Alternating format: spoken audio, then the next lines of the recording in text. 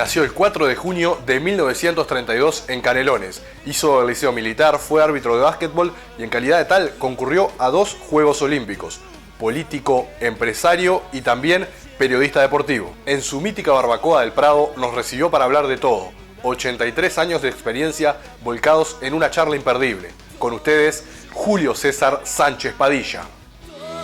Bajo el sol se proyecta la vida, mariposa técnico. Julio, muchas gracias por recibirnos en su casa para conversar, para conocerlo también un poco más. Este es un lugar para mí entrañable, en el cual, como usted muy bien, cuando entró, manifestó que era donde nosotros hacíamos el programa antiguamente. Lo que pasa es que la tecnología nos obligaba a una serie de medidas tecnológicas que no estaban acorde con la actualidad. Y allí entonces que tuvimos que ir a la tecnología directa del canal. Y ahí estamos. Rodeados de historia.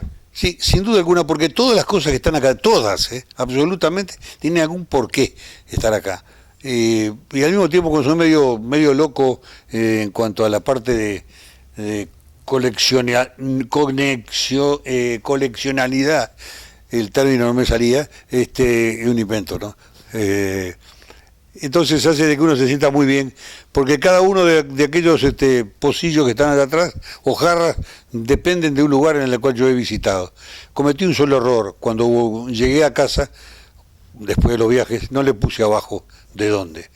Y entonces me resulta a veces un poco difícil de identificarlo. Pero un gran placer estar con ustedes, bueno, en particular. Pero muy grande. Mucho más cuando vienen de nuestro querido interior, al cual yo pertenezco y que respeto profundamente, porque sé el sacrificio que es mantener cosas o hacerlas precisamente en el interior del país. Vamos a hablar un poco de su historia también. Vamos al principio, 83 años atrás. Nació. Cuéntenos un poco de su infancia, cómo transcurrió, cómo se acompañó su familia, tenía hermanos. Mi familia maravillosa.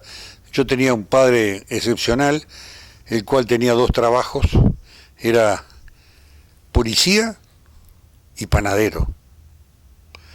Yo presumo que el nacimiento de mío y de mi hermana, que somos los 2 únicos, se produjo en alguna siesta, si no de lo contrario imposible. En alguna siesta de lluvia tal vez.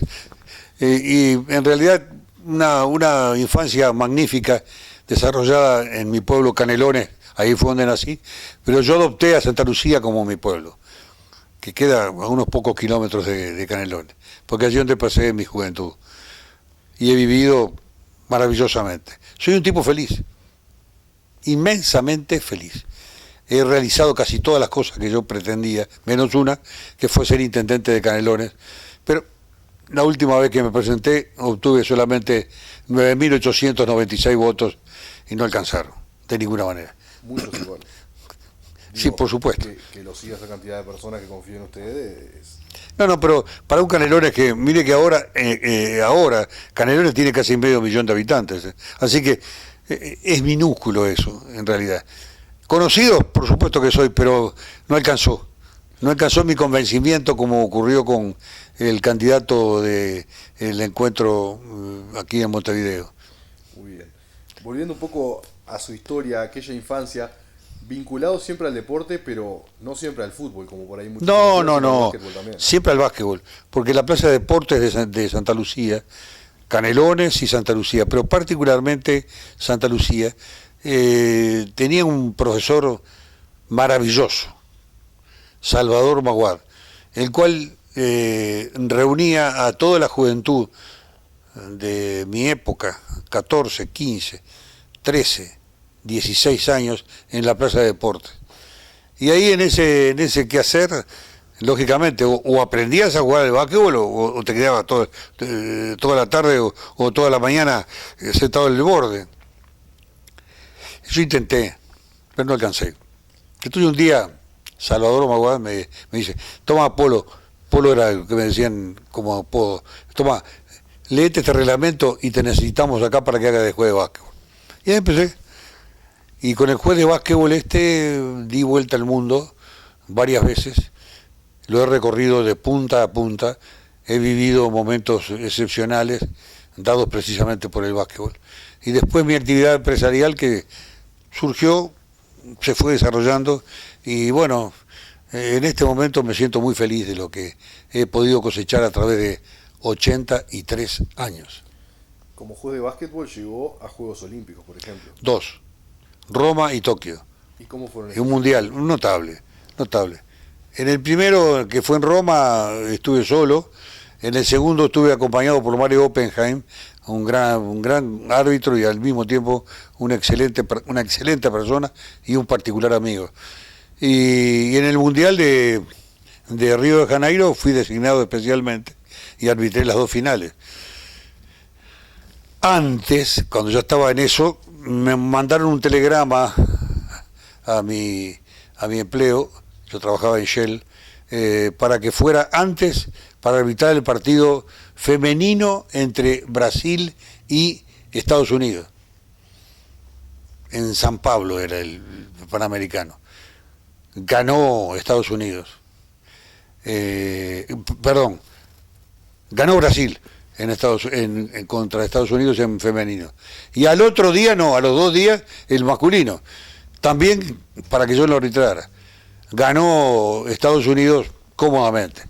El mismo equipo ese que ganó cómodamente el Panamericano, después en el Mundial, parece que estaban muy visitados en la tarde y la noche en Río de Janeiro y la quedaron. Le pasó por arriba Brasil. Recuerdo como si fuera ahora Maracanacinho silbándome, porque ustedes no tienen ni idea de lo que yo hice el día que me designan para el partido, pues yo arbitré Rusia-Brasil y ganó Brasil por un punto, y expulsé ese día a Canela de la cancha. Entonces, cuando estábamos esperando la designación para el último partido, yo ya había cumplido, ya estaba afuera. Le entregan a un japonés, porque como venía la Olimpiada de Japón, ponían a un árbitro japonés en cada partido importante. Y, oh sorpresa, me entregan a mí la designación.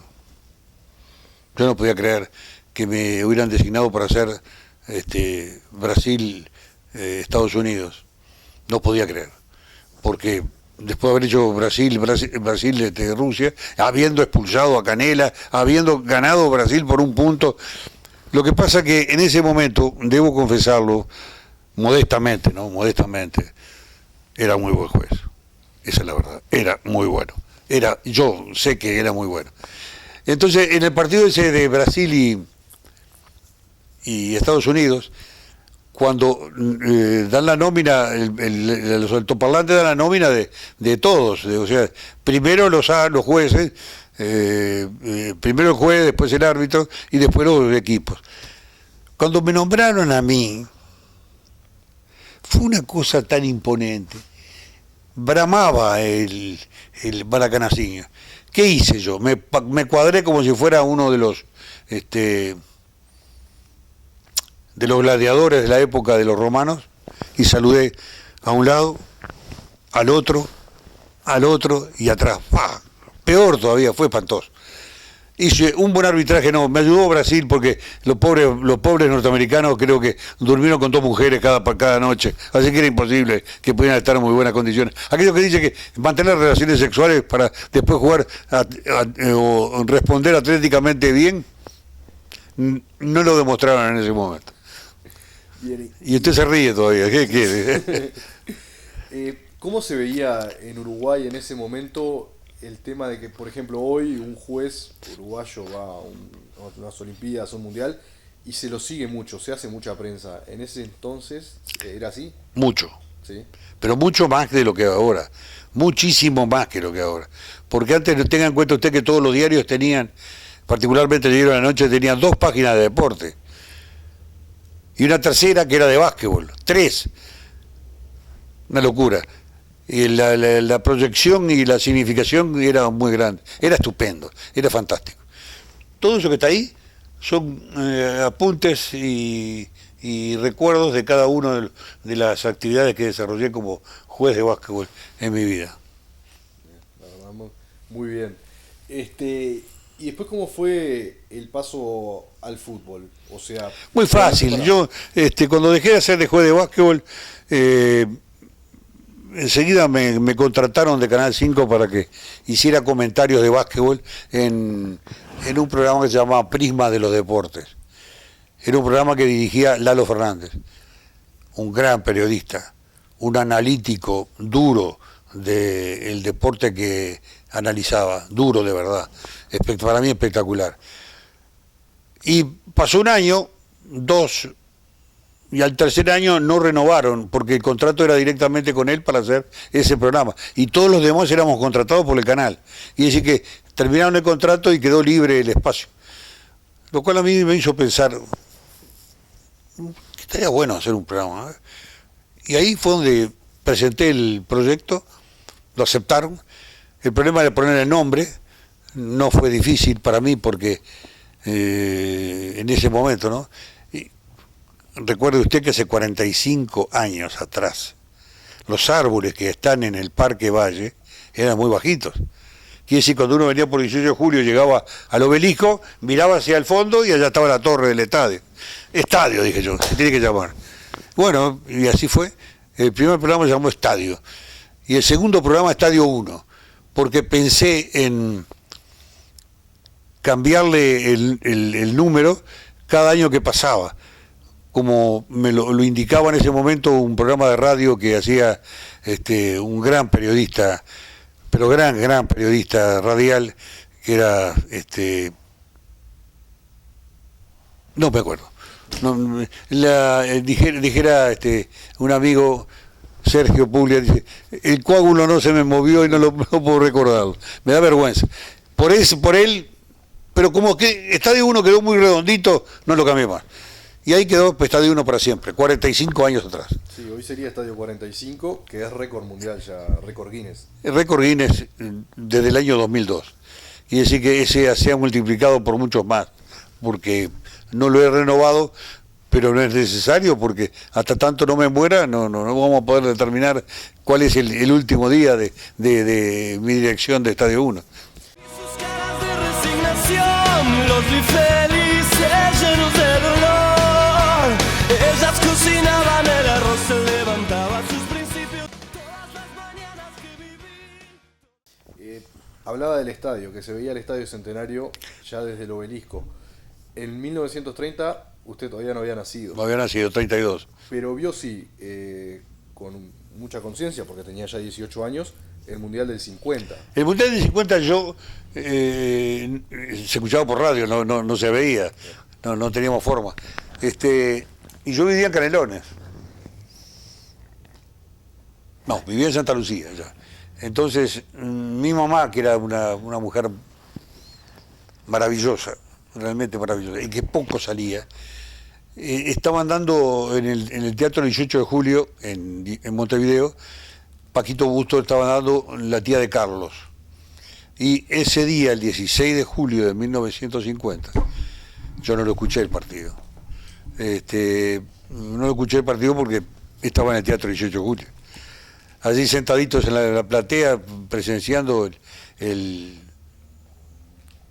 la representación de Paquito Busto, y con un oído por ahí para ver qué pasaba. Y de repente aparece en el escenario Paquito Busto con la camiseta celeste puesta. ¡Somos campeones del mundo! Se terminó la representación, se terminó todo. Todos los que estábamos en el teatro salimos a la calle. Era un despiole, una cosa maravillosa, inolvidable. No me olvido de un Yubacatre. Un Yubacatre era un auto chiquito y que tenía una parrilla arriba. Y arriba le habían puesto atado dos zapallos de este tamaño. Una cosa brutal aquello. Lo estoy viendo. El tipo de zapallo que teníamos en aquella época ahora ha cambiado por otros ejemplares y otras texturas y sabores. Eso es lo de 1950. ¿Por qué yo sigo? Bueno, después, ahí comenzaba yo en 1950 precisamente a ser referí de básquetbol. Yo hice el curso en ese año, que tenía 17 años, a los 18, que era un mes después, empecé a arbitrar y hasta aquí estoy, feliz de haber hecho lo que hice hasta ahora. Después, bueno, arrancó en los medios, vamos a decir, con el básquetbol. Sí. Después siguió con el fútbol. ¿Por qué por el fútbol? Porque cuando le cortan, como dije, el programa a Lalo Fernández, quedó el espacio. Pedí, me lo dieron, y desde allí Canal 5 ha sido mi segunda casa. Desde el 5 de julio de 1970. Desde el 5 de julio de 1970. Empezaba o estaba en época del Campeonato del Mundo de México 1970, donde Uruguay participó. Sí, no fue en México. El de 70 no fue en México. ¿O fue en México? Fue en sí, México. Estoy el coágulo sigue mal. Sí, y no fuimos al Campeonato Mundial. Porque el programa lo empezamos en el 5 de julio, en el mismo momento que empezaba el Campeonato del Mundo. No tenía preparado como tuve después durante muchos años, porque fuimos a 9 campeonatos del mundo posteriormente. Y realmente lo disfruté en gran forma, ¿no? Lo he disfrutado en gran forma.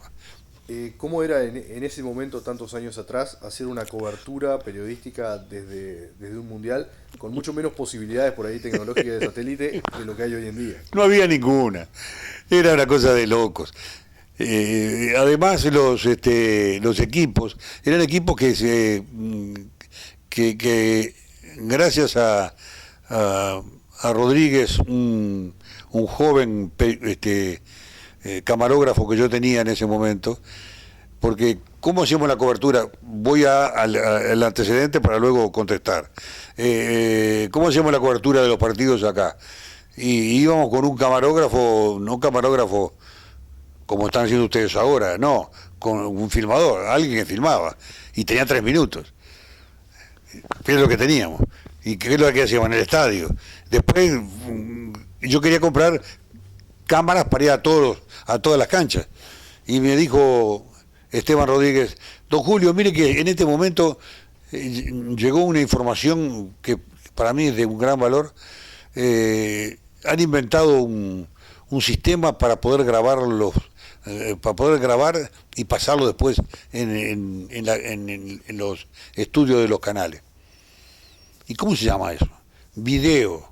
No me digas, sí. Y así fue como introdujimos, nosotros fuimos, Estadio 1 fue el que introdujo el primer video de televisión del Uruguay. La cámara está por allá, en los estudios de Estadio 1. La verdad es que fue un cambio radical, porque ahí no con trajimos una cámara, después trajimos 2, 3, 4, 5. 5 cámaras teníamos. 5 cámaras en 5 canchas distintas, cada fin de semana. Después combinamos con los canales para que los canales me dieran imágenes a mí, yo le daba a ellos. Fue algo, lo de Estadio 1 fue algo espectacular. De allí entonces que desde 1978, porque después cambió el sistema, se hizo más moderno, hasta el 78 era una cintita como es la de los grabadores antiguos. Bueno, igual, era lo mismo. Y allí se grababa, pero no podía reproducirse. Con el mismo que había grabado había que reproducirlo, lo cual era muy difícil realizarlo. Desde 1978 hasta que el dueño del fútbol compró el fútbol uruguayo, tenemos todos los goles, todas las atajadas, todos los campeonatos. Fuimos acompañando los adelantos tecnológicos y de desarrollo sin darnos cuenta, la verdad.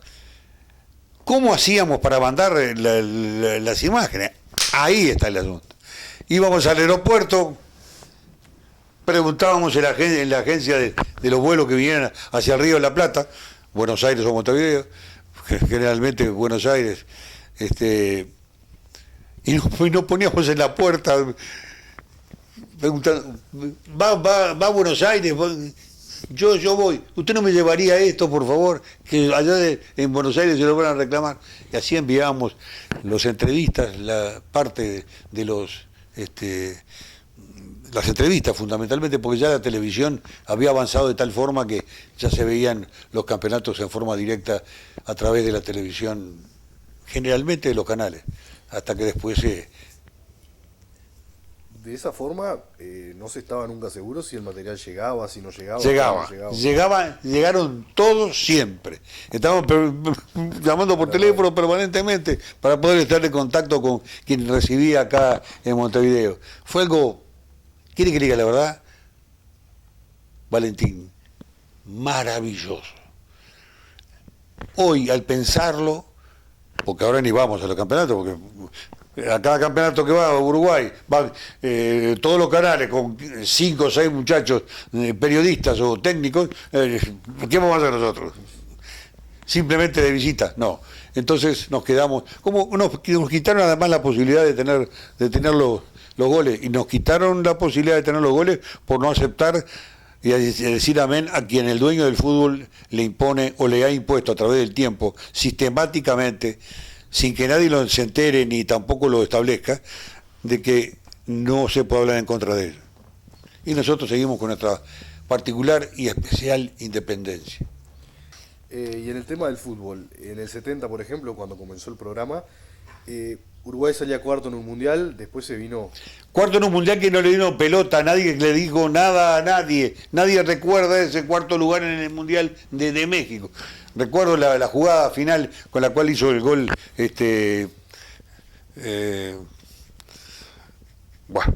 tampoco funciona el cálculo. El pase fue de Cubilla, que siempre se dijo si estaba afuera, estaba adentro. Según Lalo Fernández estaba afuera. Pero resultó que valió el gol contra Rusia y quedamos cuartos. Lamentablemente nadie le dio corte. Hoy sí le estamos dando corte porque son 32 los países que participan. Es mucho el interés desde el punto de vista económico. Fíjese que al campeón sudamericano le dieron 45 millones de dólares de premio. No es poca cosa. No es algo que... Es más o menos. La actividad del fútbol hoy es monstruosamente importante para cada país. Sí, y además se valora por el hecho de los malos años que vivió Uruguay luego de ese 70. Fue cada vez peor, por así decirlo, hasta el 2010, donde sí, hubo un resurgir, donde Uruguay logró el cuarto puesto y por eso también se valoró la situación. Usted dice lo peor. Sí, y yo estoy de acuerdo. Usted es muy joven y me encanta el hecho de estar conversando con usted. Me encanta. Pero no es así. Lo que pasa es que nosotros estuvimos obnubilados por el 24, el 28, el 30, el 50. Mire que si en el 54 no se lesionan 2 de nuestros jugadores, nosotros estábamos otra vez campeones del mundo en el 54. No tenga la menor duda, porque el gran partido fue Uruguay-Hungría. En aquel partido en el cual la última pelota en el último momento que tira Chafino para convertir, porque no había nadie en el arco, y la pelota va lentamente y se detiene antes de pasar la línea, porque era un barro espantoso en el que había en ese momento. Es que no le dimos valor porque estábamos acostumbrados a ser campeones. Entonces, hoy le damos valor y damos importancia, y yo le doy valor a la actuación que pueden tener los jugadores, porque más allá del profesionalismo que cada uno pueda tener, tiene una camiseta puesta. Tengan en cuenta que son 1 o 2 los jugadores de la selección que están jugando en el medio, todos los demás son importados, o vienen de sus actuaciones en buenos equipos y en excelentes equipos y en primer lugar en excepcionales equipos en el mundo. Sí, y no me pregunte Suárez, porque yo estoy totalmente en desacuerdo con la sanción, pero no estoy de acuerdo con él. Él no puede hacer lo que hizo. Por tercera vez no, pará, sos grande, sos millonario, dejate pavada. Nos perdimos nosotros de seguir en el Mundial de Brasil, precisamente por una tontería de él, que es absolutamente imperdonable de un profesional y de un tipo inteligente como es él, porque ha sido muy inteligente, pero lamentablemente las cosas no vinieron bien ahí. ¿Y la sanción? Con la sanción no está de acuerdo. No me importa la sanción, porque no entro a comparar. Ahí sí, ahí yo creo que el mundo se puso a juntar todo lo que había de cada código o cada subcódigo o cada suplemento de penalización para penalizarlo. Porque lo que faltó que lo fusilaran. Nada más que eso faltó, porque después lo demás todo. Echarlo de un campeonato del mundo, que se tenía que ir. Esos mismos que hoy están siendo enjuiciados precisamente por sus malavidas formas de movilizar el capital impresionante que mueve la FIFA. Este tema de la FIFA venía de muchísimos años, porque con Avalanche, por ejemplo, también terminó teniendo por ahí no las mismas consecuencias que están teniendo hoy en día los que están quizá en la cárcel, pero también lo hicieron renunciar por casos de corrupción. ¿Esto de la FIFA ya se percibía tantos años atrás? Yo veo que usted no vio el programa último de Estadio 1, porque allí, 25 años atrás, Gavito, repetimos el programa que hicimos 25 años atrás, estaba denunciando lo que está pasando. Lo cual hace de que uno se sienta realmente muy feliz por haber tenido dentro del plantel del equipo de Estadio 1 a gente que se ocupaba de la investigación, como en ese caso. Y bueno, el propio Gavito tuvo problemas por ahí, incluso peligrando su vida en un momento, por decir la verdad. Sí, sí. Y después cometió un error, dio una información que no era cierta, y esa trajo como consecuencia su cataclismo. Con lo cual perdió su puesto en la República. Y con respecto a mí en Estadio 1, yo le pedí especialmente que no hablara mal del doctor Corvo, que para mí era una excelente persona, maravillosa persona, y él insistió en hacerla. Y como yo le grababa antes los programas, le corté esa parte. Ahí se enojó y se fue. Otra cosa. Sus caras de resignación, los vi felices, llenos de dolor. Ellas cocinaban el arroz, se levantaba sus principios. A él le tocó vivir eso, como decíamos, y a usted también le tocó en un momento, quizá por otra cosa, en el 2000, sufrir un atentado. Sí, señor. Pero no le doy, quiere que le diga la verdad, está tan lejos y tuve tanta suerte en ese momento que no le doy la significación que debiere ante el acontecimiento. Más allá que en el momento ese en el cual ocurrió, el presidente de la República, que era Jorge Valle, me llamó personalmente y me invitó a que fuera a su oficina en la Casa de Gobierno para, como diríamos, tratar de estar cerca mío, precisamente por el acontecimiento que había sucedido, porque no teníamos muy claro y nunca se aclaró qué fue lo que pasó realmente. Pero mire que nos salvamos por esto. Claro, en ese momento usted estaba abocado en la política ya, sí, en sí. Canelones, Sí. ¿Se tiraba intendente? Sí. Y bueno, fue para comentar un poco, porque quizá no tuvo tanta, quizá en su momento sí, tuvo prensa, pero hoy en día después no se habló mucho del tema. Fue en la ruta un auto que los venía siguiendo y les dispararon cuando ustedes les dieron paso, ¿no? Exactamente, así fue. Y no tiraron un tiro, sino que tiraron 4. Ese es el tema. No fue un atentadito, más o menos. Nos salvamos porque nos salvamos. Claro. Mi secretario, que era el chofer, no sé, se salvó 10 veces en ese mismo día. Una locura. ¿Usted pensó o piensa que fue por el lado de la política eso? Yo pensaba que sí. Jorge Valle dijo que no. Y por eso fue que me llamó. Y yo no le doy importancia. Me pongo a pensar en el gran Hidalgo y ladran Sancho, señal de que cabalgamos. A otra cosa. Sigo en la misma, porque sigo marcando. Por ejemplo, un detalle en este momento. Desde que asumieron los nuevos neutrales de la asociación, nosotros no le hemos hecho ni una nota a ninguno de los neutrales que fueron elegidos, porque usurparon el lugar de un gran presidente y de un gran ejecutivo como el que tenía en ese momento la Asociación Uruguaya de Fútbol, porque no estaba de acuerdo con el dueño del fútbol. Estos son mandaderos. También en ese momento, cuando salió Bauzá de la asociación, hubo un poco de polémica por el tema de la injerencia o no del gobierno nacional. Si habrá tenido injerencia, que el señor presidente de la República, lo reitero, José Mujica, argumentando una serie de cambios que iba a hacer en los ministerios, le dio salida a Lascano. Gran dirigente de fútbol, gran futbolero, gran persona por encima de todo. Yo no soy del Frente Amplio, todo el mundo lo sabe, pero él es sí del Frente. Y por lo tanto consideré la injusticia más grande que se ha hecho desde el punto de vista político, precisamente relacionado con el fútbol.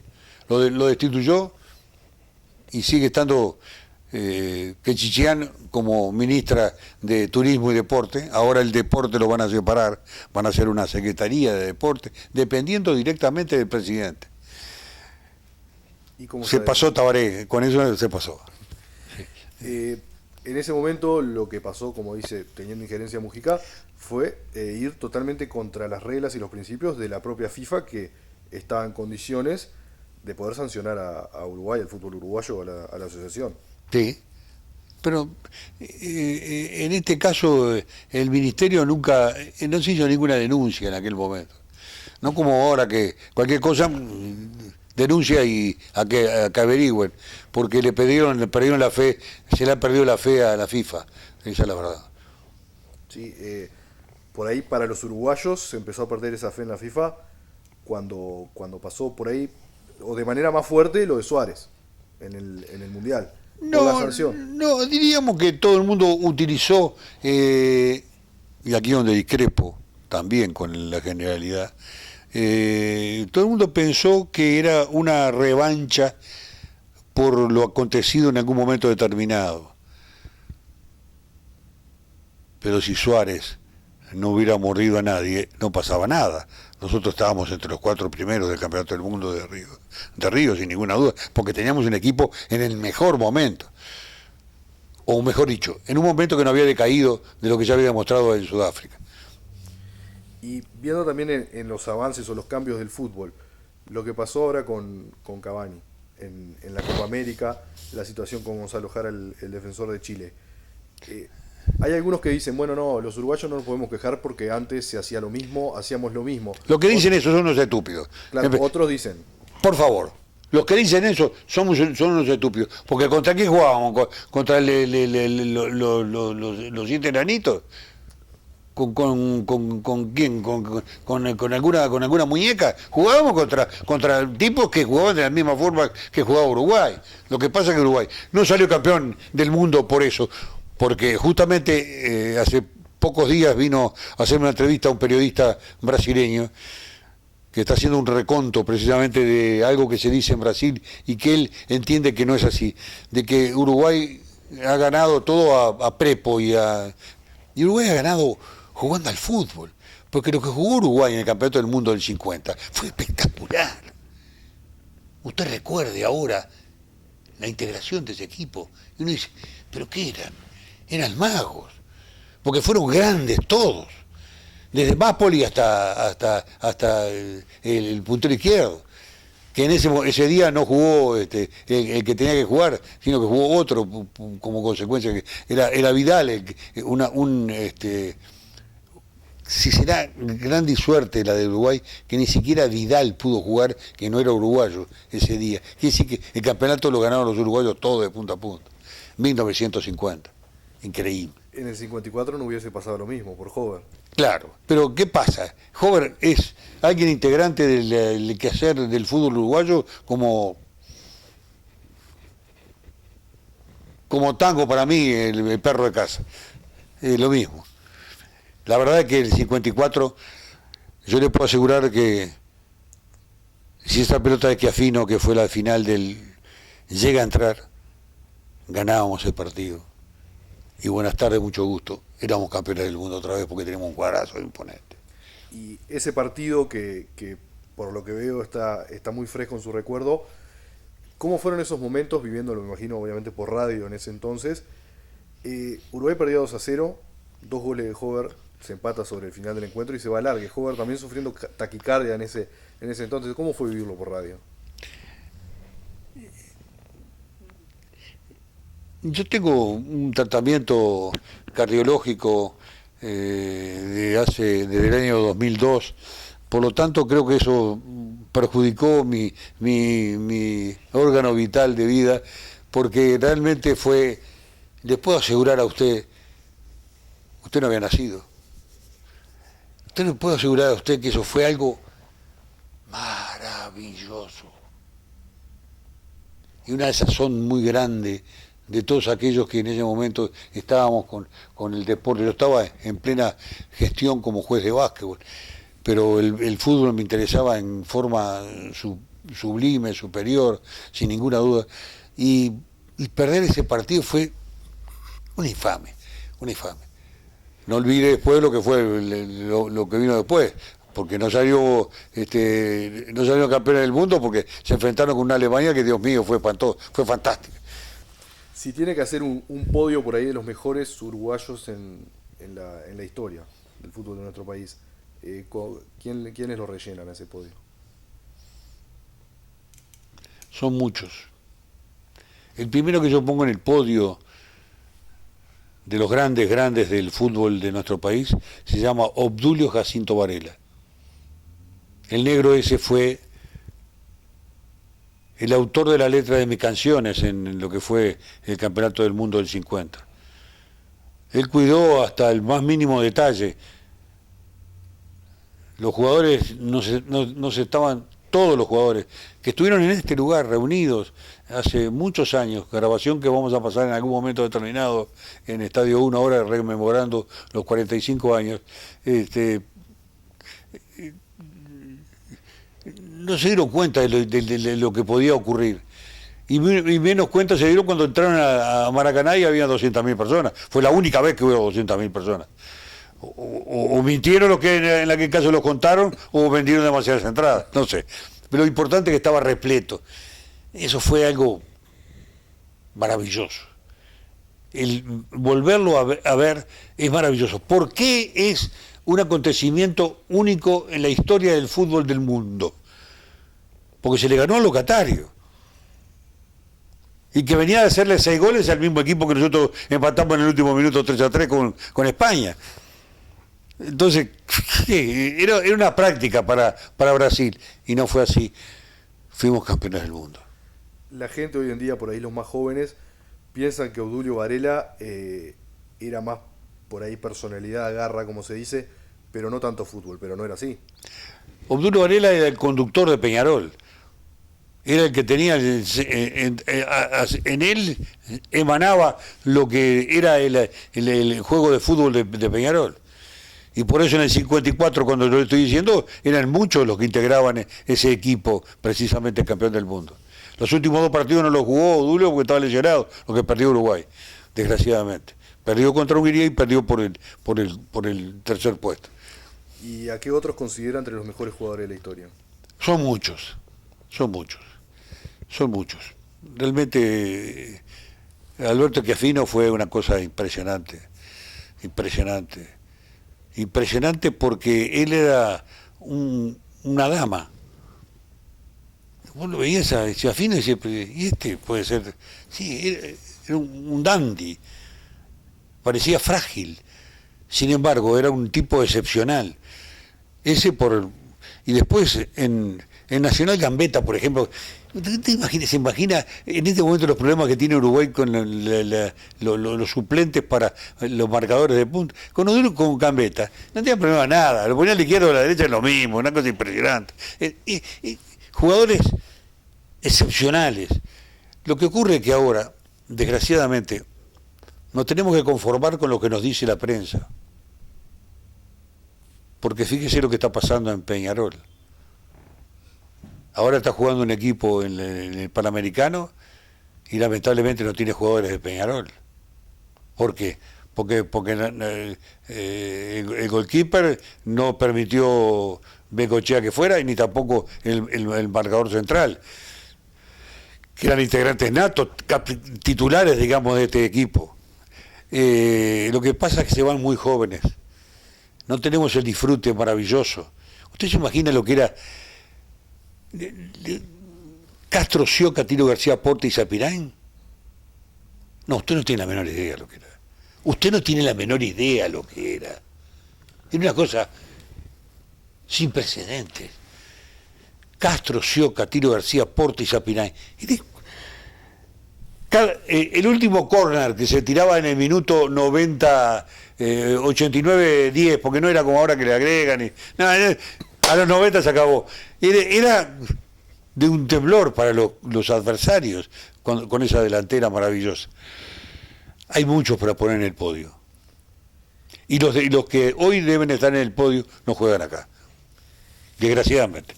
Y hablando de un último córner, bueno, en el 50 usted no pudo escuchar toda la final del Mundial, pero Gambetta la tomó con la mano a la pelota en el área cuando caía.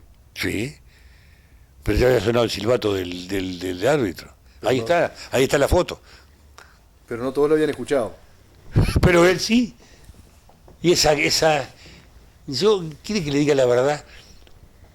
Cuando le hicimos una entrevista aquí mismo, en este mismo lugar, a Schubert Gambetta, él decía con un entusiasmo sin par, me la quería llevar la pelota me la quería llevar. Una cosa divina. Qué época hubo. Pero ustedes verán en el futuro, porque este país es un milagro futbolístico. Un milagro futbolístico. Otro tema que se ha hablado un poco después de la eliminación de Uruguay en la Copa América 2015 fue, algunos dicen lo mal que jugó Uruguay, otros dicen Uruguay, todo lo que ganó lo ganó jugando así. ¿Usted que lo puede responder? No lo ganó jugando así. No. Uruguay no ganó los partidos que ganó en cada campeonato que salió campeón, defendiendo el primer tiempo a ultranza, sin llegar una sola vez al arco, y en el segundo tiempo, no, así no. No de igual a igual, pero sí con seguridad y con precisión, fundamentalmente con precisión, con preciosismo. Siempre Uruguay tuvo un muy buen número 10, número 8, que era que surte de pelota a los que son los goleadores y colocan la pelota magistralmente como lo hace Messi en este momento, porque en Argentina le reclaman al pobre Messi de que él saque adelante el equipo. Pero no hay dos Maradonas, porque Maradona solo podía hacer esas cosas.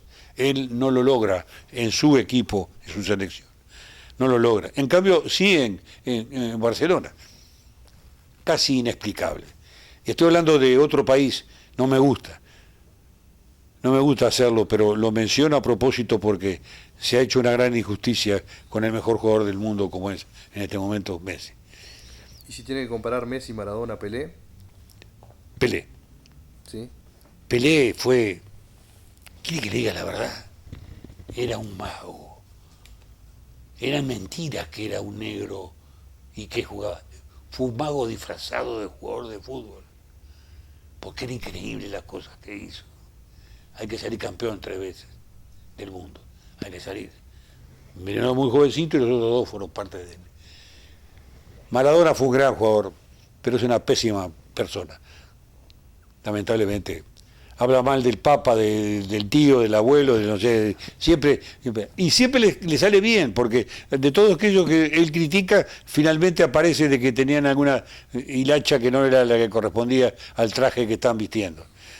Y de Messi va a morir sin poder lograr lo que logró Maradona. Pero creo que no es de utilizar la mano, porque la mano de Dios no lo está acompañando. Por ahí decía hoy que Uruguay siempre tuvo un 10, pero en el fútbol de hoy ¿existe ese 10 que tenía Uruguay? No, el 10 era Diego Forlán y lamentablemente ya no está. ¿Y el estilo de juego de Forlán era ese estilo que usted veía por ahí en Julio Pérez o en otro jugador de hace tantos años? Julio Pérez, no me paro porque no se me sale el micrófono, pero si no me estaba ya poniendo de pie. Usted nombró a Julio Pérez, nada menos. Increíble jugador.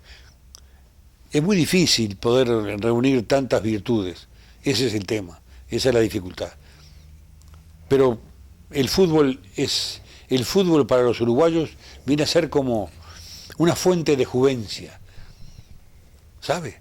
en el cual uno toma un poco de agua de esa fuente y se encuentra nuevamente con juventud y con gente que puede llegar a ser grandes en el fútbol en el mundo, lo cual a uno lo hace sentir, en lo que a mí respecta y que me queda poco, yo estoy jugando en los descuentos, me siento muy feliz de que eso ocurra. Muy pero muy feliz. ¿Sabe por qué? Porque es el ejemplo que tienen los niños en las escuelas. Los niños y las niñas ahora, porque resulta que, no me diga que usted no vio la final entre Japón y Estados Unidos. Escúcheme, pero ¿cómo no vamos a verla? Fue una cosa maravillosa. ¿Y cómo le dan? Dios mío. ¿Y qué problema hay con el fútbol uruguayo? ¿Cuándo fue que el fútbol uruguayo dejó de ser lo que era antes, donde, bueno, lo decía hoy, decía una parte de la respuesta por ahí, se van muy jóvenes hoy en día, pero también antes, no sé si por más poderío económico, por lo que sea, los mejores jugadores de Argentina, por ejemplo, venían a jugar acá, jugadores muy buenos de Brasil también jugaban acá en el fútbol local. Un ecuatoriano cualquiera, como un Spencer, así, que es una cosa increíble lo que Spencer hizo en el fútbol de Peñarol, increíble. ¿Cuándo fue ese cambio? Ese cambio fue cuando estamos pidiendo limosna para poder tener equipos. ¿Cómo podemos tener 16 equipos en primera división si están todos muertos de hambre? Incluyendo a Peñarol y Nacional, a Defensor y a Danubio. No podemos estar pidiendo limosna para cada fin de semana o cada mes. Es imposible. Lo que pasa es que el mundo ha puesto la cifra de los jugadores, de lo que ganan los jugadores, muy alto. Y Uruguay, para quererlo tener así, fíjese que en este momento Aguirre Garay no ha arreglado con Peñarol, pero por un problema económico. Porque ninguno está dispuesto, como está dispuesto el loco que se llama, creo que Diego Forlán, creo que se llama Diego Forlán, de venir a jugar sus últimos años en un Peñarol que lo está precisando desesperadamente. ¿Usted se imagina lo que va a ser el partido que juega Peñarol con Forlán en la cancha? La recaudación que van a tener, brutal. Esta última parte de la respuesta la uso para preguntarle otra cosa. Los primeros partidos de Forlán van a ser sin público por la violencia en el fútbol. ¿De esto qué se dice?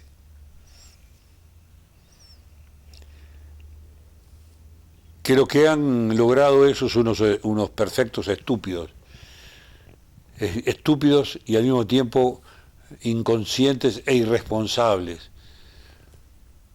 Porque más violencia de la que había en Inglaterra era imposible. Usted fíjese que sacaron los alambrados en Inglaterra. Pero ningún jugador puede agarrar a un hincha porque ese jugador es suspendido por 10 fechas. Ni ningún hincha puede sacar la mano para tocar un jugador porque va preso.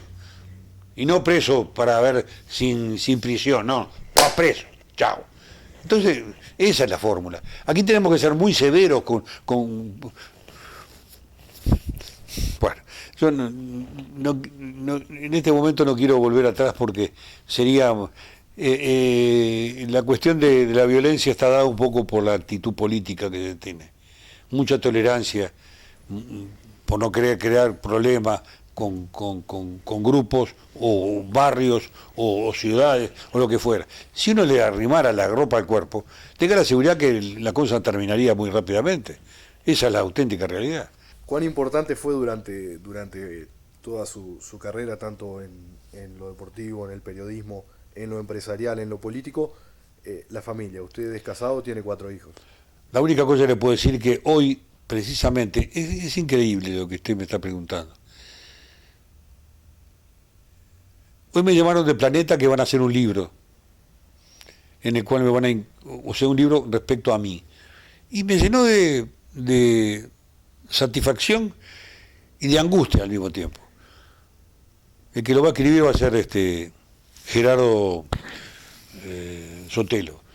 Y la semana que viene vamos a conversar. Entonces, recibí la llamada telefónica y era en mi cuarto. Yo todavía estaba, porque me levanto tarde. Y mi señora no estuvo en la cosa. Entonces, cuando vine a desayunar, que ella ya estaba en el lugar que nos encontramos de mañana y de noche, en un estar, le dije muchas cosas a mi señora, Y yo me dijo, ¿qué te pasa? Estás sumamente mimoso, me dijo. No, estoy cumpliendo el deber de decirte ahora que estoy consciente y que soy, los años me han brindado tantas satisfacciones, de que el 98% de todas las cosas que tengo te las debo a vos. Porque yo las conseguí y vos las conservás. Con lo cual hace de que uno se sienta realmente muy feliz. Eso es lo que me pasa con mi señora en particular. Mire que he hecho cualquier chachada. Me he portado bastante mal. Bueno, no viene al caso, no estoy para hacer el análisis justamente con usted. El problema que tengo es cuando vengan a hacerme a tomarme nota del libro, ¿qué voy a decir? Y tengo que decir toda la verdad. Y bueno, ahí la diré, pero no ahora. O sea, la familia es el pilar fundamental. La familia es, para mí, la base de todo ser humano consciente de la responsabilidad que tiene en la vida. Yo me siento muy feliz por la esposa que tengo, pero muy feliz por la esposa que tengo, porque además ha sido mimosa, celosa y cuidadosa, con lo cual ha sido que yo pueda haber hecho todo lo que hice en mi vida, que fue todo bellísimo, bellísimo. He disfrutado de la vida. Usted está frente a un tipo que se siente feliz de haber vivido la vida. La he vivido. No la gasté, la usé. Una cosa loca. ¿Y los hijos cómo fue la... Maravilloso, maravilloso. La primera, Mónica, notable. La segunda, Verónica, notable. La tercera, Claudia, qué disparate. Y la cuarta, si llegaba a ser mujer, le iba a poner Anacleta. Se llamó Nicolás, por suerte. ¿Y ve, por ejemplo, en su hijo algún parecido a usted que pueda llegar a seguir la misma rama? No va a seguir en lo mío. La que está en lo mío es Claudia. Mi hijo es un balín, el cual es un padre excepcional de una niña increíble que nos la dio hace menos de un año. O sea que viene conjuntamente con mi nieto, vino una nieta, una cosa divina, pero además es divina. Hablamos por teléfono con ella, él no habla, pero yo le hablo por teléfono y ella me responde, es una cosa barra. Y mi hijo es un tipo inquieto absolutamente, le gustan todas las cosas que puedan existir en el mundo. Ha ido siguiendo a su cuadro Peñarola hasta los confines del universo, y realmente hace su vida en forma muy especial, pero no sigue con lo mío. Va a la compañía, sí, pero simplemente va a la compañía para utilizar toda la tecnología que hay en la compañía para hacer sus negocios personales. Para ir cerrando ya. Cerramos, bueno, menos mal. Pues, la última. El balance que hace de su vida obviamente es muy bueno. Dice que es un hombre feliz. ¿Se arrepiente por ahí de haber hecho algo, de no haber hecho algo en su vida? No. De no haber conseguido algo, sí. No haber llegado a ser intendente de Canelones. Hubiera sido un notable intendente de Canelones. De tal forma que hubiera cambiado muchísimas cosas, de las que desgraciadamente por política o por conformar a uno o no molestar a otro, muchos no hubieran hecho. A mí poco me hubiera importado. Yo iba a hacer lo que tenía que hacer. Algo de ello logró un gran amigo mío, que es del Frente Amplio, no lo voté nunca jamás, que es Marcos Carámbula, fue un gran intendente de Canelones y logró muchísimas de las cosas que yo hubiera aspirado. Pero me falló en una, porque yo le pedí que, como agradecimiento por haber llegado el Frente Amplio al gobierno de Canelones, que era imposible, porque más colorado que Canelones no había nada en el país, que hiciera un monumento al que había sido intendente cuando él accedió y ganó la intendencia, porque hizo todo lo posible porque ganara el Frente Amplio. Y no me lo hizo. Así que estoy en deuda, él está en deuda conmigo. Bueno, le agradecemos mucho, Julio, le traemos también un presente, un ¡qué recuerdo de una divino! taza con el programa, y del otro lado también un detalle de... Destinos. ¡Oh! Y el otro lado del Estadio 1, qué bueno. Bueno, pero esto es algo excepcional. se pasaron, se pasó. Muchas gracias, muchas gracias. Me encanta, sinceramente me encanta, me encantó. Y me dio la pauta que tengo que hacer algo parecido para ahora, para los 45 años, porque no he hecho nada. Lo que pasa es que la situación económica hoy es muy difícil para mantener un programa como el que tenemos nosotros. Es muy difícil, realmente muy difícil. Muchísimas gracias. Divino. Muchas gracias.